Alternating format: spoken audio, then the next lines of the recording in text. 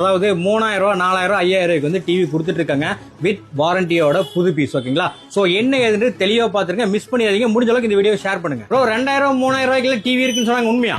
S உண்மை 32 inch வெறும் 3000 ரூபாய் தான். 3000 ரூபாய்? ஆமா 3000 ரூபாய் மட்டும் தான். ஓகே, அடுத்து நம்ம 43 வெறும் 5000 ரூபாய். 5000 rupees. ஆமா ஓகே, இது உங்களுக்கு 40 இன்ச் வெறும் 5000 rupees. 5000 rupees எல்லாமே ஐபிஎஸ் பேனலோட, எல்லாமே பாத்துக்கோங்க. IPS பேனலோட 5000 rupees. 40 43 32 வெறும் 3000 ரூபாய்க்கு தரோம். நம்ம பெருசு எடுக்கும்போது நீங்க ஒண்ணு 10000 ரூபாய் எடுத்துட்டு வாங்க, எந்த டிவி வேணா எடுத்துட்டு போங்க. 10000 ரூபாய் 50 55 இன்ச் உங்களுக்கு 10,000 rupees எடுத்துட்டு போங்க.